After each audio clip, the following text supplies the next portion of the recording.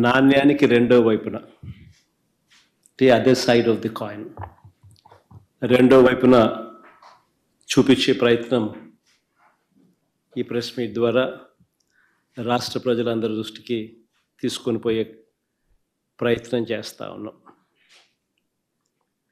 ఎందుకంటే మనం యుద్ధం చేస్తూ ఉండేది ఒక చంద్రబాబుతోనే కాదు, ఒక ఈనాడు, ఒక ఆంధ్రజ్యోతి, ఒక TV5, ఓ చెడిపోయి ఉన్న ఓ ఎల్లో మీడియా వ్యవస్థతో కూడా యుద్ధం చేస్తూ ఉన్నాం. కాబట్టి అటువైపు నుంచి అబద్ధాల మీద అబద్ధాలు చెప్పుకుంటూ వచ్చే ప్రయత్నాలు జరుగుతూనే ఉంటాయి. కాబట్టి నాణ్యానికి రెండో వైపున కూడా అప్పుడప్పుడు తెలియజెప్పే కార్యక్రమాలు కూడా జరుగుతూ ఉండాలి.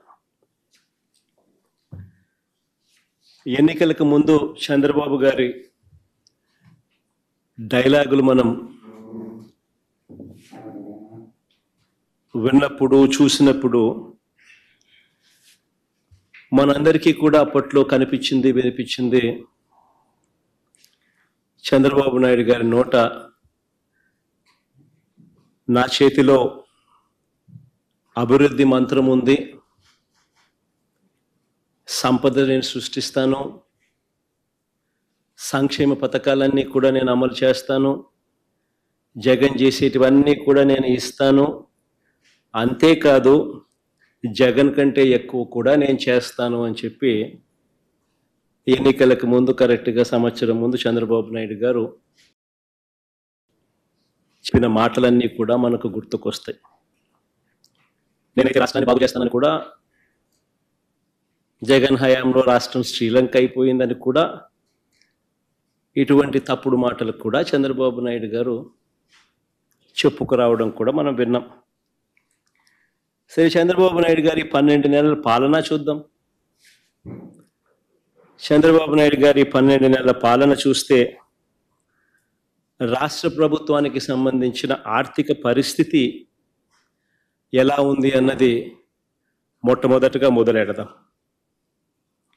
మా హయాంలో అయితే కోవిడ్ లాంటి మహమ్మారిని కూడా ఎదుర్కొని మేము రాష్ట్రాన్ని నడపవలసిన పరిస్థితి మా హయాంలో జరిగింది. ఇంతకుముందు ఎప్పుడూ చూడాల కోవిడ్ లాంటిది ఒకటి ఉంటుందని, కోవిడ్ లాంటిది ఒకటి రాగలుగుతుందని, దానివల్ల రాష్ట్రం అతలాకుతలం కాగలుగుతుంది అన్న పరిస్థితులు ఎప్పుడూ కూడా ఎవరు కూడా గతంలో చూడాల. కానీ అలాంటి పరిస్థితుల్లో కూడా రాష్ట్రాన్ని మేము గొప్పగా నడిపామని కూడా చెప్పవచ్చు. గొప్పగా నడుపుతూనే ఒకవైపున సంక్షేమం చూపించాం, మరోవైపున అభివృద్ధిని కూడా గొప్పగా నడుపుతూ చూపించగలిగాం. మా ప్రభుత్వంలో దేవుడి దయతో, ప్రజలందరి చల్లని దీవెనలతో మేము చేయగలిగిన మంచి వల్ల ప్రజల కొనుగోలు శక్తి పెరిగింది, పెట్టుబడులు కూడా దానివల్ల పెరిగాయి. ఈ రెండింటినీ ప్రామాణికంగా తీసుకుని ప్రతి అడుగు కూడా మేము అప్పట్లో వేయడం జరిగింది. కానీ చంద్రబాబు గారి పాలన చూస్తే, ఈ సంవత్సర కాలం పాలన తన పాలన చూస్తే, కాగ్ విడుదల చేసిన నివేదికను గమనించినట్లయితే ఎక్కడా కూడా అభివృద్ధి కనిపించదు, ఎక్కడా కూడా సంక్షేమం ఊసే అంతకన్నా ఎక్కువ కూడా కనిపించదు. బాబు గారి పాలనంతా కూడా ఈ సంవత్సర కాలంలో మోసాలతో నడిపిన, ప్రజలకిచ్చిన హామీలన్నీ కూడా ఎగరకొడుతూ మోసాలతో గడిపిన పాలనే కనిపిస్తుంది.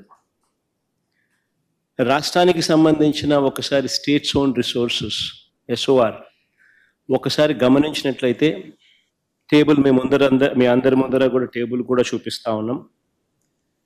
ఈ 12 నెలల కాలంలో స్టేట్స్ ఓన్ రెవెన్యూస్ కనుక గమనించినట్టయితే, అంటే tax revenues, non tax revenues, ఈ రెండింటినీ కలిపితే స్టేట్స్ ఓన్ రెవెన్యూస్ అంటారు. ఈ రెండింటినీ కూడా, ఈ స్టేట్స్ ఓన్ రెవెన్యూస్ని ఒకసారి గమనించినట్టయితే, రాష్ట్ర ప్రభుత్వానికి సంబంధించి పనితీరు ఎలా ఉంది అని అంటే, కేవలం 3%, 3.08% మాత్రమే గ్రోత్ రేట్ కనిపిస్తూ ఉంది. ఇది ఎందుకు అంత ఇంపార్టెంట్ ఆస్పెక్ట్ అని అంటే, ప్రజల కొనుగోలు శక్తి, దీంతో పాటు పెట్టుబడులు తగ్గాయనడానికి ఈ డేటా ఒక ఇంపార్టెంట్ నంబర్ కింద ఈ డేటా కనిపిస్తుంది. అదే ఒకసారి దేశం వైపు ఒకసారి చూస్తే ఇంకా ఆశ్చర్యం కనిపిస్తుంది. దేశం తీసుకుంటే దేశంలో దేశానికి సంబంధించిన gross tax revenues, non tax revenues దేశానికి సంబంధించి చూస్తే లాస్ట్ ఇయర్ కన్నా ఈ సంవత్సరం ఏకంగా 13.76% గ్రోత్ రేట్ కనిపిస్తుంది. అది ఈ పక్కన రైట్ సైడ్ దేశానికి సంబంధించిన డేటా. అందులో 32,50,181 non tax revenues and non tax revenues of central government ఉంటే